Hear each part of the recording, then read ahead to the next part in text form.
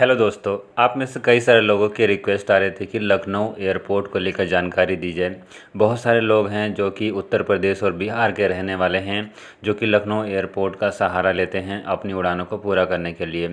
तो आज के इस वीडियो में हम लोग लखनऊ एयरपोर्ट के बारे में जानने वाले हैं कि अंतर्राष्ट्रीय पैसेंजर्स के लिए लखनऊ एयरपोर्ट पर क्या नियम हैं। इसके अलावा हम लोग लखनऊ एयरपोर्ट पर डोमेस्टिक पैसेंजर्स के बारे में भी जानकारी लेंगे कि यदि आप डोमेस्टिक फ़्लाइट के माध्यम से लखनऊ एयरपोर्ट पर ट्रैवल करना चाहते हैं तो आपके लिए कौन कौन सा नियम लागू होता है। तो वीडियो में आप बने रहें ताकि आपको ये पूरी डिटेल जानकारी समझ में आ सके।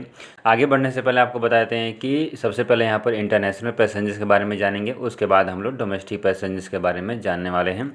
तो यदि आप अंतर्राष्ट्रीय पैसेंजर्स हैं, यदि आप दूसरे देशों से जैसे कि गल्फ़ देशों से, तो जैसा कि आपको पता है कि लखनऊ एयरपोर्ट से गल्फ़ देशों की नॉर्मल बेसिस पर अंतर्राष्ट्रीय उड़ानों की फ़्लाइट ऑपरेट होती रहती है।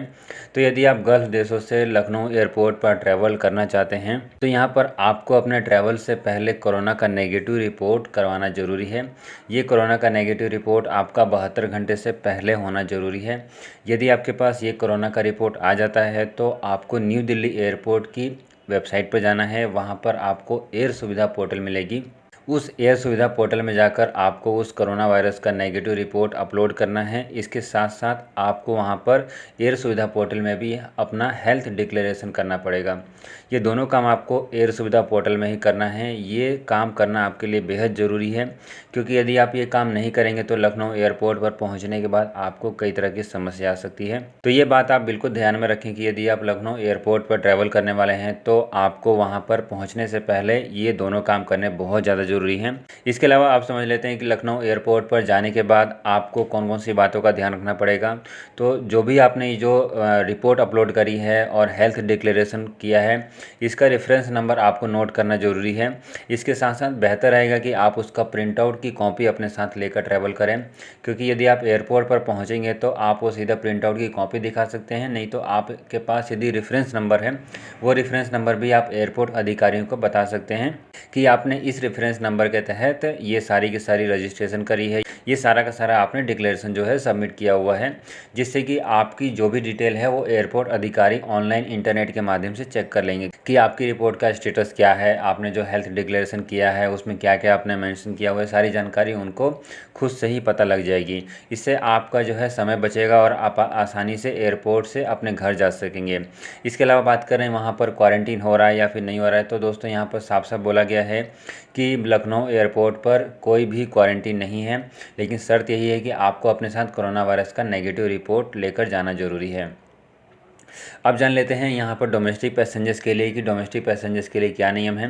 तो दोस्तों आपको बता दें कि अभी हाल ही में एक नया अपडेट सामने आया है, जहाँ पर लखनऊ एयरपोर्ट पर ट्रैवल करने से पहले अब पैसेंजर्स को अपना कोरोना वायरस का नेगेटिव रिपोर्ट लेकर भी जाना जरूरी है। आपको बता दें कि इससे पहले डोमेस्टिक पैसेंजर्स के लिए कोरोना वायरस का नेगेटिव रिपोर्ट ज़रूरी नहीं होता था, लेकिन अब यहाँ पर नया रूल जो है लागू किया गया है, जिसके बाद अब आपको अपना कोरोना वायरस का नेगेटिव रिपोर्ट लेकर जाना ज़रूरी है। ये आप टाइम्स ऑफ इंडिया का लेटेस्ट से एक पोस्ट देख सकते हैं, जहां पर एयर इंडिया ने लास्ट मोमेंट पर पैसेंजर्स को बताया कि आपको अपने साथ कोरोना का नेगेटिव रिपोर्ट लेकर जाना जरूरी है, नहीं तो आप फ्लाइट में नहीं बैठ सकते हैं। आपको बता दें कि ये इमीडिएट बेसिस पर ये नियम लागू किया गया है, जिसको लेकर पैसेंजर्स को पहले से कोई भी इन्फॉर्मेशन नहीं दी गई थी, जिसके बाद यहाँ पर पुणे एयरपोर्ट पर इसको लेकर 1-2 घंटे तक बवाल भी होता रहा, लेकिन फाइनली यहाँ पर इस स्पेसिफिकली फ़्लाइट में जो है पैसेंजर्स को जाने की अनुमति दे दी गई। अब हाँ दोस्तों, ये जो वाक़या है ये पुणे एयरपोर्ट का वाक़या है जो मैं आपको बता रहा हूँ। इसी तरीके का नियम यहाँ पर डोमेस्टिक पैसेंजर्स के लिए सभी एयरपोर्ट के लिए लागू कर दिया गया है। आपको बता दें कि यहाँ पर नियम जो है रेगुलर बेसिस पर अपडेट होते रहते हैं। बेहतर रहेगा कि आप यदि डोमेस्टिक फ़्लाइट से ट्रैवल करते हैं तो आप एक बार अपनी एयरलाइंस कंपनी से या फिर जिस एयरपोर्ट से ट्रैवल करने वाले हैं उस एयरपोर्ट को कॉल करके आप पूछ सकते हैं। एयरपोर्ट का कॉन्टैक्ट नंबर आप गूगल से भी ट्राई कर सकते हैं। हर एयरपोर्ट का अपना एक वेबसाइट होता है, आप उस वेबसाइट पर जाकर वहाँ से कॉन्टैक्ट डिटेल्स जो है इकट्ठा कर सकते हैं और आप उस नंबर पर कॉल करके उनसे जानकारी ले सकते हैं।